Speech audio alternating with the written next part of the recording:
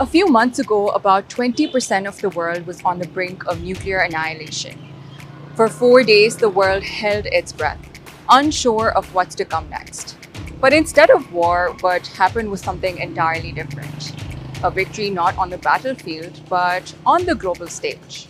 From memes to shooting down Rafales, Pakistan flexed its strength. But its greatest triumph came in diplomacy. Shocking, right? I mean, for decades, Pakistan has been cast aside as India's unstable neighbor and often seen through the lens of militancy, terrorism, coups, and economic instability. But today, our Prime Minister is seen walking shoulder to shoulder with global powerhouses, and our Field Marshal is seen dining at the White House. So, how did Pakistan do this?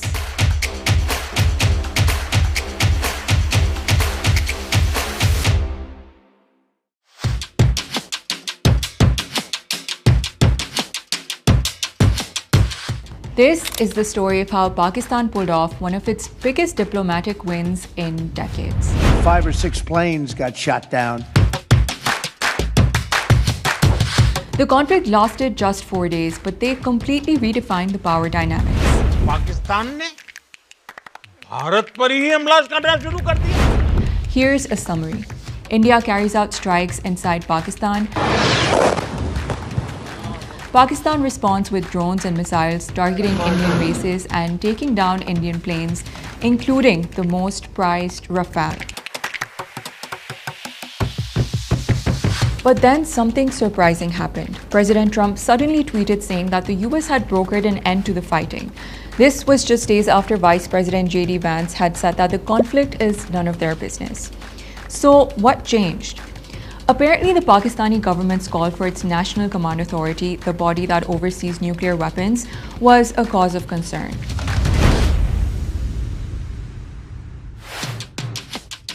Having claimed battlefield dominance, Pakistan's position was secure and US mediation was actually welcome. In fact, Pakistani Foreign Minister Ishaq Dar told reporters that India had approached the US to mediate, but India downplayed the whole thing and denied any US involvement altogether. In fact, according to this report by Bloomberg, a tense 35-minute call between Trump and Modi created a rift between the two countries, after which Modi turned down an invitation to stop by the White House on his way back from Canada. The report also suggests that this episode marked a turning point between the two countries, and it's no wonder that Trump has since then been attacking India's trade policies and also announced a 50% tariff on Indian exports.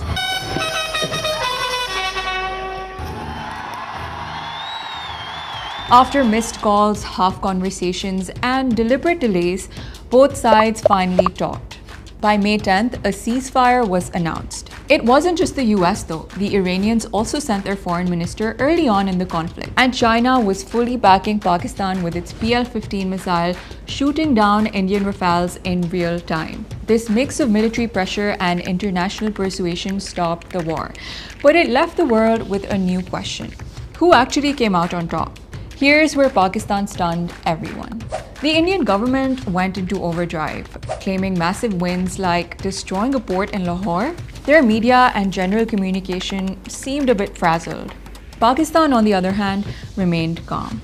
The media mostly avoided sensational coverage and even advocated for peace. Most importantly, Pakistan proposed a neutral and transparent investigation into the Pahalgam attack, signaling its openness to constructive dialogue and accountability.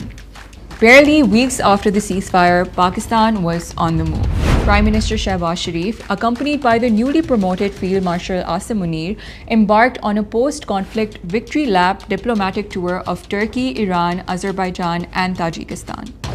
In addition, a high-level delegation consisting of various party representatives traveled across key capitals, not to beg for support, but to showcase restraint and take charge of the Pakistani narrative amidst the noise of misinformation. One of the delegation's most prominent members was Khurram Dastagir Khan, Pakistan's seasoned politician and former defense minister.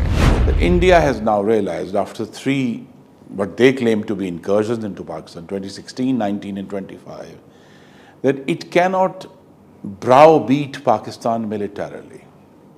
That has been their aim. And they actually profess it, that we will bring Pakistan to its knees, we'll make sure that Pakistan accepts us as the hegemon and as the dominant power in the region. I think it's now very clear with Bunyal al-Marsus that that will not happen. The bitter lesson is that the area where we thought we could begin to cooperate was the one India sealed off first by putting Indus Water Treaty into abeyance. And it's a deadly mistake that India is making because the Indus Water Treaty is actually one of the model bilateral treaties. It is written in a very sort of sealed manner, very tightly written treaty. And if that can be broken, nothing is sacred. So that's, the respect for international law should now be a theme in our diplomacy.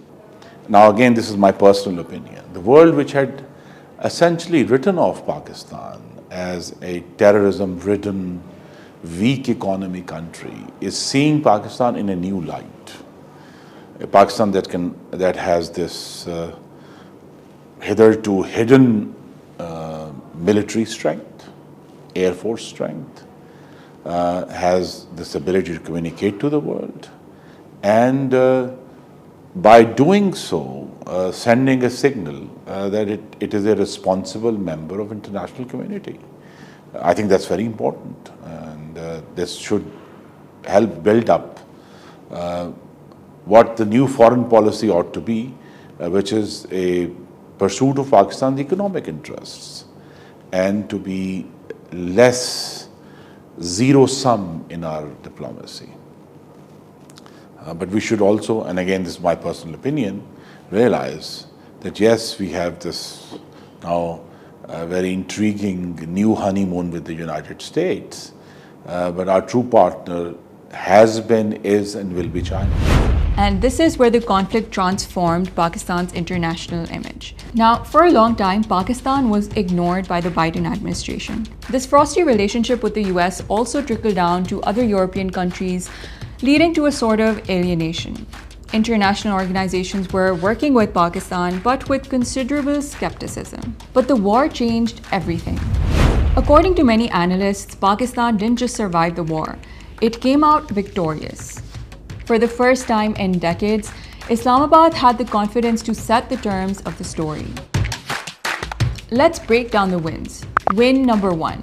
Kashmir back on the table. For half a century, India has kept the Kashmir issue locked behind the idea of bilateralism, meaning no outsiders. But the fact that the US had to mediate in May, with Secretary Rubio literally on the phone call with both sides, changed that. Kashmir was internationalized again, not through speeches, but through crisis management. That alone was a strategic win for Pakistan. President Trump since then has multiple times offered to mediate over Kashmir. Win number 2, the re-hyphenation of India and Pakistan. For years, Washington tried to de-hyphenate, as in to treat India as a major partner and Pakistan as, well, secondary. But this crisis forced the US to put them back on equal footing. By the way, it's also worth mentioning that in March earlier this year, Pakistan arrested a senior Islamic State Khorasan militant who was tied to the 2021 Kabul airport bombing that killed nearly 200 people, including US soldiers. Now think about that. For years, Pakistan was blamed for harboring militants. And this time, it was the country delivering a terrorist arrest. That earned Pakistan plaudits not just from the American general, but also from President Trump. And I want to thank especially the government of Pakistan for helping arrest this monster. Since 2024, the beginning, Pakistan had over 1,000 terrorist attacks in the western area, killing about 700 security and civilians and 2,500 wounded. They're in an active counterterrorism fight right now, and they have been a phenomenal partner in the counterterrorism world. And all of this played well not just in Washington, but across Europe and the Gulf. Win number 3, strengthened alliances. And this is the big one. First up is China, Pakistan's iron brother, that not only called for restraint, but directly blamed India for escalation. Chinese jets and missiles were used to down Indian Rafales in real time.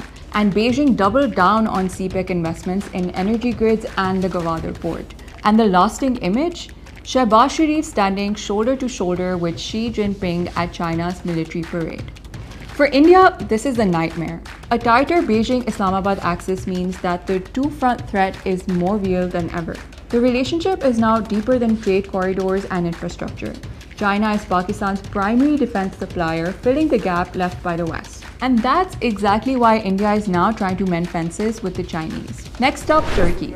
That not only took a firm stand with Pakistan, but actually went beyond the customary condemnations. A Turkish warship's arrival in Karachi just days before the conflict conveyed a message of solidarity. Rumors of Turkish arms shipments rattled New Delhi enough that Indians actually boycotted Turkish goods. Behind the headlines, Ankara and Islamabad were pushing defense, energy, and education ties even deeper. Then Saudi Arabia, that stepped in as a quiet mediator during the war, but then moved fast to reaffirm brotherly ties. Joint naval drills signal that this isn't just about money, it's about long-term strategic partnership. Pakistan's army called Saudi Arabia brothers forever in recognizing their role in de-escalation, praising Riyadh for past lifelines like a $2 billion central bank deposit and critical support in unlocking a $3 billion IMF loan. Now the focus is on growth.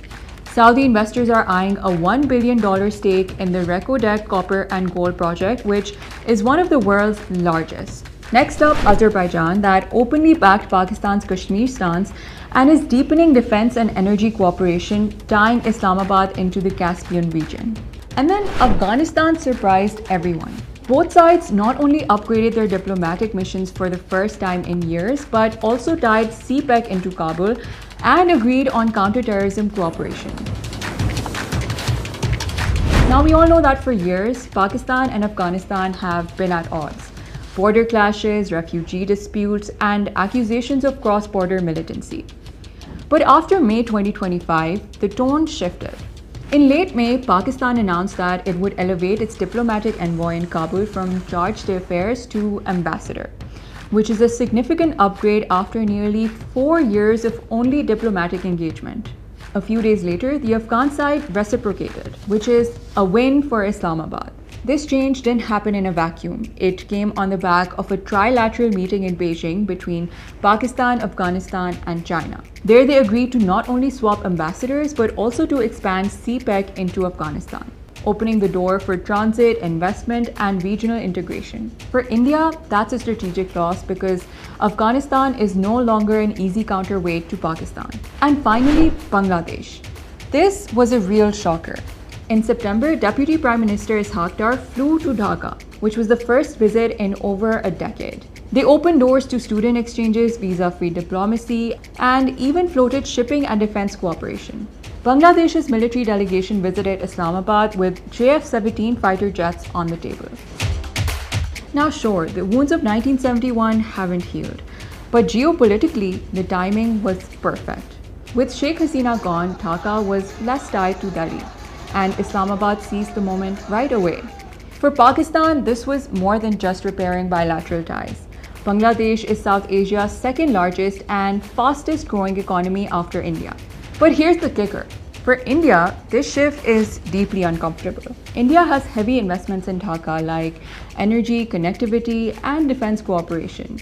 So if Pakistan manages to normalize ties even partially, it complicates India's dominance in its own backyard. Here's a symbol of how far Pakistan's diplomatic posture has come since May 2025. In July, Pakistan held the rotating presidency of the UN Security Council. And that's a real spotlight moment because Pakistan had a month to lead high-stakes global diplomacy, whereas Ishaq Dar not only raised his voice for Kashmir, but also for Gaza. And let's not forget the Organization of Islamic Cooperation. Historically, Pakistan leaned on the OIC to raise Kashmir rhetorically, often with little follow-through. But after the conflict, Islamabad's role looked different. Pakistani diplomats leveraged the crisis to push through resolutions and, more importantly, to rally Gulf states that had been hedging closer to India. Speaking of diplomacy, another thing worth noting is how Pakistan also placed itself as an active voice during the Iran-Israel conflict that followed just days after its own fight with India. The Pakistani government condemned the attacks, calling them deeply disturbing and a breach of international norms. Not only did Prime Minister Shehbaz Sharif speak with the Iranian president to affirm Pakistan's support, but Iran's military chief also thanked Field Marshal Asim Munir for Pakistan's courageous stance and support. Now, this is quite a move from Pakistan given its strained ties with Iran over border security and Iran's closeness with India. And just last year, Iran admitted to carrying out deadly strikes on Pakistan's territory. But Pakistan handled this diplomatic challenge very carefully. It simultaneously maintained ties with Iran as well as the US. It is now in a strategically important position to bridge divides and serve as a credible mediator.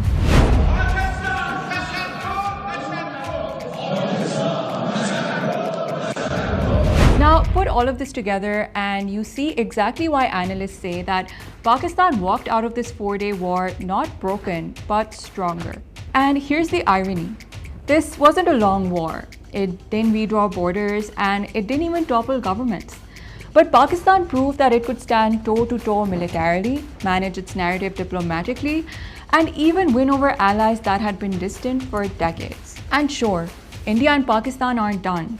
The next crisis will come, but when it does, Pakistan will enter it from a very different place than before.